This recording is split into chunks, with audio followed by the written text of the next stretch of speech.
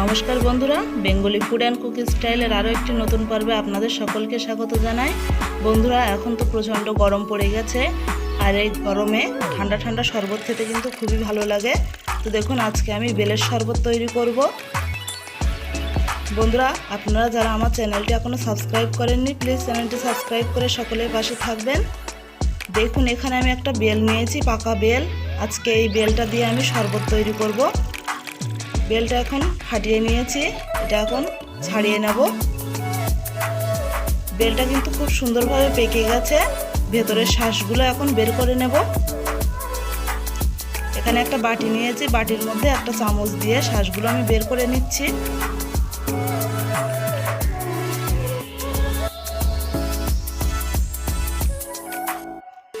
বেলটা কত সুন্দর পেকেছে, খুব সুন্দরভাবে শাঁসটা বের হয়ে এসেছে। বাকিটাও আমি ছাড়িয়ে নিচ্ছি।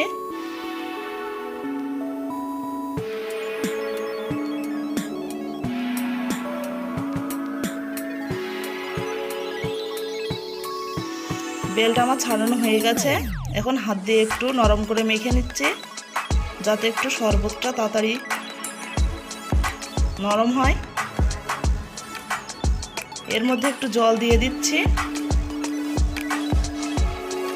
জলের সঙ্গে একটু বেলটাকে মিশিয়ে নেব। দেখুন, অনেকটাই কিন্তু ঘন হয়ে গেছে, এতে আমি আরেকটু জল দেব।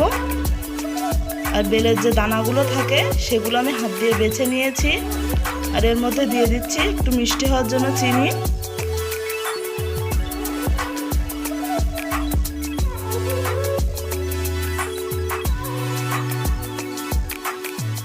হাত দিয়ে একটু গুলিয়ে নেব। এখানে আমি দুটো গ্লাস নিয়েছি, গ্লাসের মধ্যে শরবতটা ঢেলে নেব।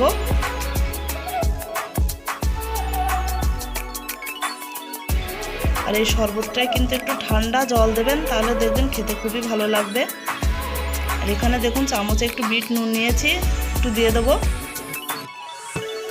নুনটা শরবতের সঙ্গে ভালো করে মিশিয়ে নিচ্ছি। এটা কিন্তু আমার তৈরি হয়ে গেছে, আর এই প্রচণ্ড গরমে কিন্তু এটা খেতে খুবই ভালো লাগবে। বন্ধুরা, আজকে এই শরবতের রেসিপি আপনাদের কেমন লাগলো অবশ্যই কমেন্ট করে জানাবেন। ভালো লাগলে লাইক করবেন, শেয়ার করবেন, আর চ্যানেলটি অবশ্যই সাবস্ক্রাইব করে সকলের পাশে থাকবেন। নমস্কার।